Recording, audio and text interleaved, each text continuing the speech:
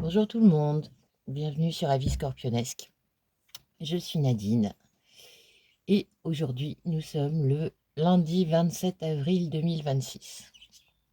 Bon, alors j'espère que vous allez bien. Je pense que vous avez dû sentir Uranus qui est passé dans le Gémeaux. Perso, moi j'ai bien senti hier. C'était assez intense. Justement, j'ai pris le temps là ce matin un petit peu de débriefer avec moi-même pour voir ce qu'il en était ressorti. Je vous encourage à le faire aussi, c'est très instructif. Ça m'a fait penser à une mini nuit noire de l'âme. Alors, je ne sais pas si vous êtes, si vous connaissez ce terme, ce que ça signifie. Euh, Notre âme, quand elle est venue s'incarner, elle marche en automatique, on va dire, au début. Et vient un moment où tout votre monde s'écroule. Enfin, personnellement, ça a été comme ça. Je pense que si vous allez prendre des témoignages de Nuit Noire de l'âme, ça doit tourner autour du même registre. C'est ce moment où tout ce monde matériel autour de vous s'écroule, que intérieurement vous êtes dans un vide sidéral total, envie de rien, ne même plus être sûr des projets que vous aviez posés. Voilà, c'est nuit noire. On a éteint la lumière, tout simplement. Euh, C'est signe de changement, c'est signe d'éveil, c'est-à-dire que quand la lumière va se rallumer, vous allez être mis sur votre chemin. On est toujours mis sur notre chemin. Simplement, là, vous allez voir le chemin beaucoup plus précisément. Ouais, moi, ça m'est arrivé il y a pouf, 10 ans de ça maintenant. Et je remercie ce jour maintenant, même si au moment où j'y étais, j'avais vraiment pas envie d'y être. Et avec le recul, je me dis que c'est certainement le meilleur jour, la meilleure chose qui me soit arrivée dans cette existence. Parce que ça m'a permis d'avoir des compréhensions derrière que si j'étais restée le personnage d'avant, je n'aurais jamais eu et j'aurais souffert jusqu'à la fin de mon incarnation. Ce qui est dommage, parce que faut savoir profiter de l'incarnation quand même.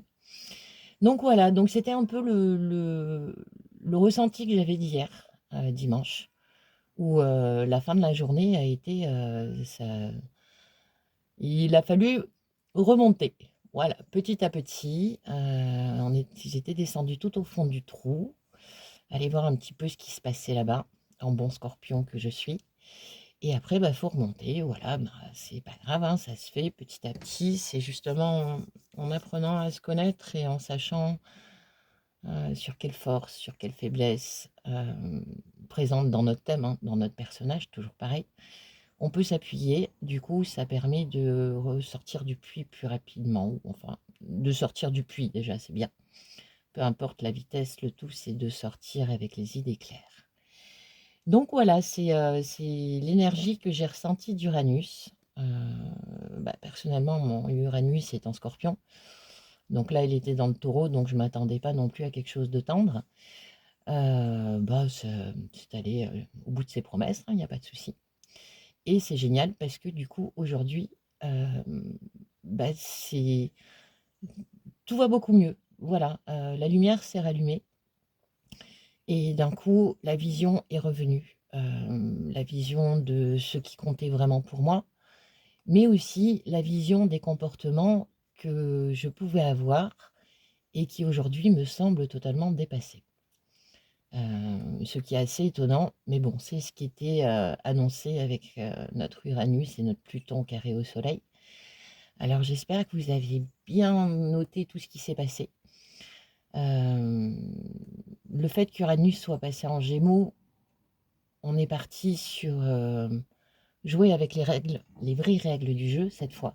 Et cette fois, ça va fonctionner bien parce que c'est le moment de jouer comme ça. Euh, donc voilà, on en revient à ce que je disais hier, c'est tout est énergie. Et le seul moyen, je pense, actuellement et dans la période qui vient, et de toute manière, après, ça va devenir une habitude et il y aura une autre évolution. Voilà. Mais là, pour l'instant, l'évolution qu'on nous demande, c'est de revenir dans les règles du jeu énergétique. c'est-à-dire se souvenir qu'on est un joueur, que on attire ce que l'on vibre, que seule notre fréquence est importante et que en envoyant ça à l'univers, c'est l'univers qui nous renvoie l'expérimentation à expérimenter. Voilà, ça fait une petite répétition. Je vous dirais même que je ne sais pas si vous connaissez votre chemin de vie. Perso, je suis en 9. Donc déjà, je pense que si vous écoutez la chaîne, vous avez dû vous activer vous aussi. Et ça ne m'étonnerait pas que les maîtres nombres, donc si vous êtes 11, 22, 33, 44, c'est d'autant plus important pour vous. Parce qu'on est là pour élever le collectif, pas pour le porter à bout de bras, mais pour libérer les énergies qui empêchaient encore cet éveil collectif. Et on n'a pas fini, hein, parce qu'il y en a encore beaucoup. Simplement, en le faisant chacun à notre manière et avec notre énergie, ça permet aux copains de passer le cap, enfin pas plus facilement, mais voilà, d'avoir des portes disponibles qu'ils pourraient emprunter pour justement accéder à cet éveil. Donc si vous ne savez pas calculer votre chemin de vie, c'est tout simple. Vous additionnez chaque chiffre de votre date de naissance. Vous allez obtenir normalement chaque nombre de votre... non, c'est ça, chaque chiffre de votre date de naissance. Il y a des petits relents encore de la vie d'avant. Ça va vous donner un nombre. Ce nombre, vous le réduisez à un seul chiffre. Donc, si vous avez le 36, bah, vous faites 3 plus 6, ça vous donne 9. Voilà. Ça vous donnera une idée. Et après, si vous connaissez votre chemin de vie et que vous avez déjà mis un pied dedans, eh ben, c'est le moment. C'est le moment de jouer, les amis. Allez, on va voir un petit peu ce que ça nous raconte pour les cartes. En tout cas, vous allez voir, c'est... Enfin, moi, quelque part, j'attendais ce moment avec un grand soulagement, en sachant que derrière, ça allait être beaucoup plus facile. Par contre, vous allez, je pense, avoir... oui, voilà. Impeccable. Génial. Alors, on a celle-ci. Alors, au niveau du soleil, j'en sais rien. Hop là, on va la mettre là peut-être. Et en d'autres decks, on a celle-là. Voilà, donc ça signifie d'accepter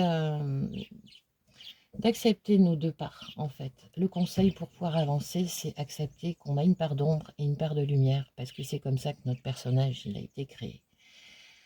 Ignorer une des deux parts, ça ne fait que agrandir la colère, parce qu'en général, on ignore... il y a certaines zones d'ombre qu'on n'a pas envie de voir, où il nous faut des configurations planétaires comme ça pour que ça nous saute au visage et que ça nous semble évident. Et il y a des parties de lumière qu'on ne veut pas voir parce que blessures d'enfance non réglées, tout simplement. Et là, en fait, pour arriver à jouer dans ce jeu de manière équilibrée, tel un funambule, on nous propose d'accepter nos deux parts, les parts d'ombre et les parts de lumière. Et de voir ça comme un ensemble qui est géré par l'univers, en fait. Voilà, tout va bien, vous voyez, tout va bien. Tout le monde est apaisé et arrêtez d'avoir peur de nos fantômes. Bon, ben c'est bien, oui, voilà, c'est ce que je vous disais. On va avoir des retours en arrière avec cette configuration. Ah bah voilà, on en est encore aux 2 de coupe et au fou. Et quand on revient en arrière, essayez de vous entraîner à vous dire quand, à vous mettre des marqueurs, à vous mettre des marqueurs, c'est bien, des jalons. C'est-à-dire que, pour mon exemple, quand je me lève le matin et que je commence à râler après les chiennes, qui sont 2 bisounours, je me suis répété souvent que c'est que j'étais pas dans mon état normal. Alors, un instant. Ok, pardon, on reprend. J'ai été obligée d'arrêter. Bah, du coup, je savais plus ce que je disais. Alors, c'est très bien. Comme ça, on va repartir sur le tirage. Alors, qu'est-ce que ça nous propose? On peut beaucoup tout ça. On va garder juste celle-là. Hop là. Alors, qu'est-ce que ça nous dit? Alors, chevalier de bâton. Ok. Le 4 d'épée et le pendu. Ah ben, on a la mort. Le 6 d'épée, l'étoile.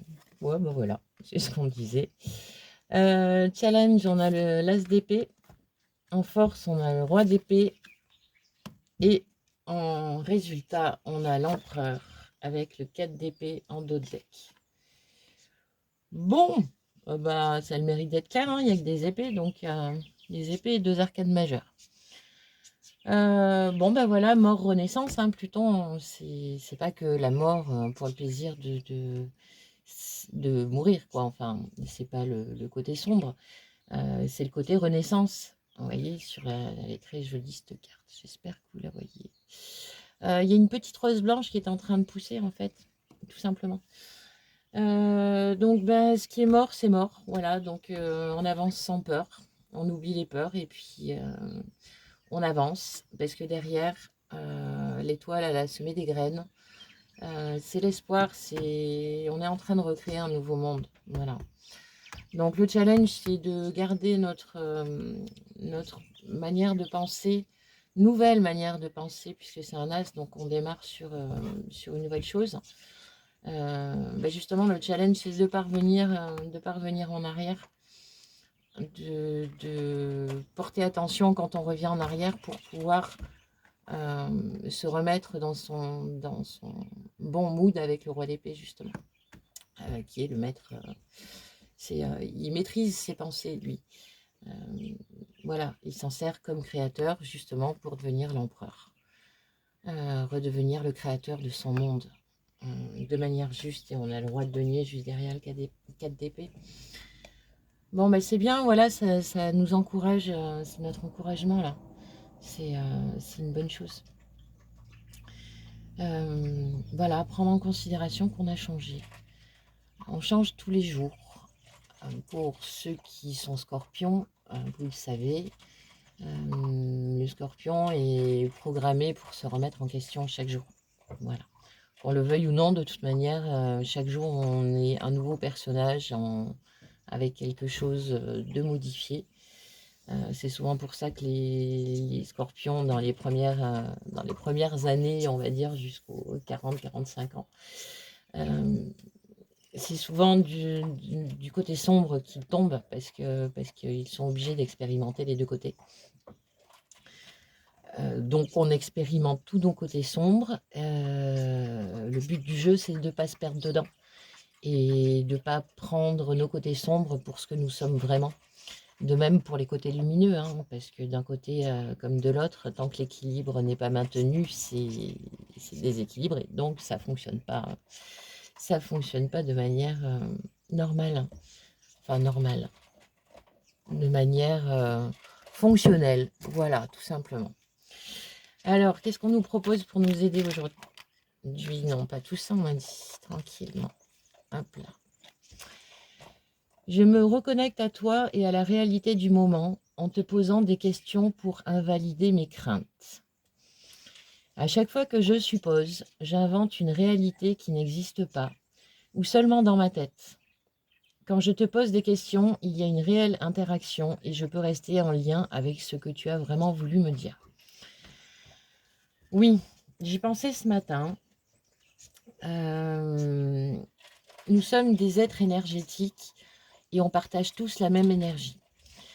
Dans les lois universelles, enfin dans les règles universelles, tout échange est toujours équilibré, surtout dans les accords Toltec, je crois. Tout échange est toujours équilibré, il n'y a pas besoin de se poser la question. Donc c'est-à-dire qu'il y a un échange d'énergie, peu importe qui vous côtoyez. On est la somme des 7 personnes que l'on côtoie le plus énergétiquement. Et quand vous avez des interactions avec des êtres qui sont proches de vous, avec qui vous partagez la vie, vous partagez également l'énergie. Donc, ce que ça nous propose aujourd'hui, pour éviter de revenir dans l'ancien mode de fonctionnement où il est possible que quand on n'avait pas une réponse, on laissait notre mental tourner à 3000 km/h, à explorer toutes les possibilités qui pourraient échouer. Ce que nous demande la carte, c'est de se connecter à la personne qui est concernée dans cette thématique, voilà, tout simplement, en la voyant telle qu'elle est. C'est-à-dire de faire un petit scan, à regarder est-ce qu'elle est dans son état habituel, enfin, est-ce qu'elle est dans un état équilibré, est-ce qu'elle est dans la peur, est-ce qu'elle est dans la joie. Donc ça vous donne une idée sur quelle armure vous avez en face de vous. Et à partir de là, revenir dans votre cœur et prendre contact avec la personne en étant conscient que vous allez parler à travers une armure. Donc les mots ne vont pas forcément bien passer ou peut-être modifiés. Et dans ce cas-là, c'est dans votre intérêt et dans votre devoir, on va dire, puisque nous avons quand même des droits et des devoirs vis-à-vis de notre incarnation. Et on a pour devoir de ne pas juger les autres, de ne pas propager les anciens programmes défaillants que l'on a pu résoudre en nous. Donc voilà, tout simplement grandir.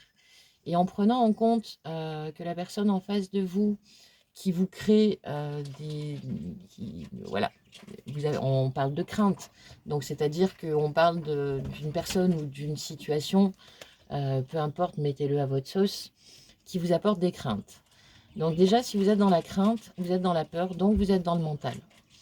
Le moyen pour sortir du puits du mental, ce qu'on nous propose, c'est de directement aller questionner la personne ou aller questionner la situation. Vous le faites avec vous-même et vous aurez la réponse. Et ainsi, vous fixez sur cette réponse et vous dire « Ok, j'ai eu la réponse, je n'ai plus besoin de me poser la question ». Ça permet de fermer un peu la porte au mental, d'envoyer votre enfant intérieur qui est encore traumatisé de ses blessures qu'il n'a pas guéries dans sa chambre pour aller un peu ranger sa chambre, prendre un livre, lire. Voilà, si vous avez des enfants, vous voyez de quoi je parle. Et pendant ce temps-là, papa, maman peut travailler. Et travailler, c'est se dire que le travail de la journée, ça va être d'invalider les craintes pour qu'elles n'apparaissent plus dans le programme et qu'elles ne soient plus en fonction dès demain quand vous aurez fait une nuit de sommeil, que vous aurez fait la mise à jour de la nuit, etc. etc. Donc c'est très bien, c'est bien. Voilà, c'est c'est le moment de grandir. C'est le moment de grandir. Alors, je regarde vite fait, coucou ma tête, où j'en suis. Allez, on va se prendre un petit allié aujourd'hui. Hein, le rival, il n'y en a plus. Le rival, c'est nous. Alors, maintenant, on va voir qui c'est, sur qui on peut s'appuyer pour cette journée. Non, il y en a trop. Pour cette journée de lundi 27 avril. Allez, c'est parti. Qu'est-ce qu'on a? Les sœurs des saisons. Cycle de croissance, loi naturelle, ordre divin. Ah oui, la patience. Ça ne m'étonnerait pas. Alors, quand les sœurs des saisons croisent votre route, elles vous rappellent que tout a un rythme naturel qui obéit à une loi supérieure.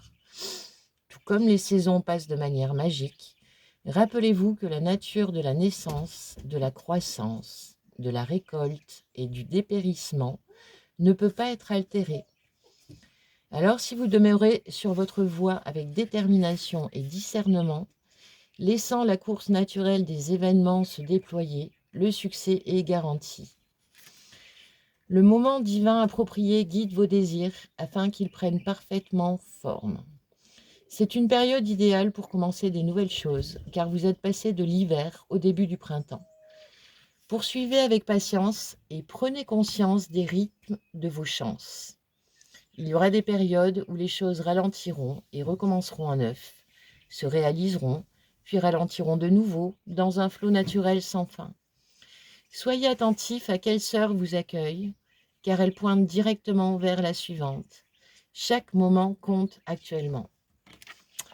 Voilà, l'ordre divin, les lois universelles, faire confiance à la vie, accepter que tout met son temps à se construire, de même qu'une naissance met 9 mois à arriver, que la vie est composée de la naissance puis la mort, et entre deux, il y a un grand laps de temps où on peut faire des choses.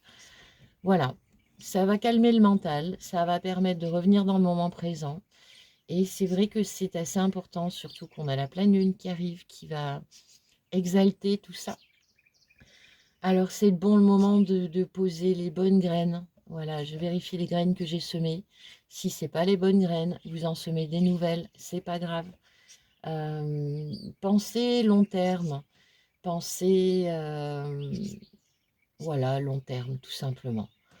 Et tout va bien se passer. Je me le dis à moi aussi, hein, vous inquiétez pas, on est tous dans le même bain. Et bien voilà, on va s'arrêter là pour aujourd'hui. Ça m'a fait bien plaisir de discuter avec vous. Comme d'habitude, on apprend toujours plein de choses. Et moi aussi, ça me permet de grandir, d'avancer, de pouvoir me recentrer aussi. Parce que je suis comme tout le monde. Il y a des fois, le petit vélo, il tourne tout seul aussi dans la tête. Ceci dit, ça va de mieux en mieux. Voilà. Et j'espère que pour vous aussi. Bien, bah écoutez, si ça vous a plu, n'oubliez pas de liker, de commenter. Si vous voulez me donner vos chemins de vie dans les commentaires, ça m'intéresse aussi.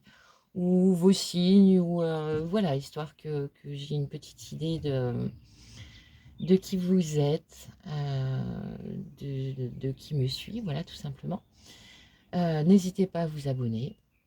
Au plus on sera nombreux, au plus ça me permettra d'exploiter la chaîne et de pouvoir faire des lives où on pourra discuter tous ensemble. Ça serait bien aussi de pouvoir échanger. Pour les rendez-vous, c'est toujours par aviscorpionesque@gmail.com. Si vous voulez voilà, me consulter pour qu'on fasse le tour de votre personnage astrologique.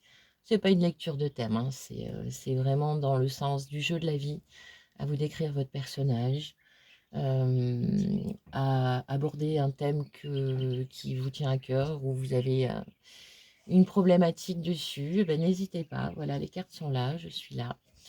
Vous n'avez juste qu'à me contacter par mail.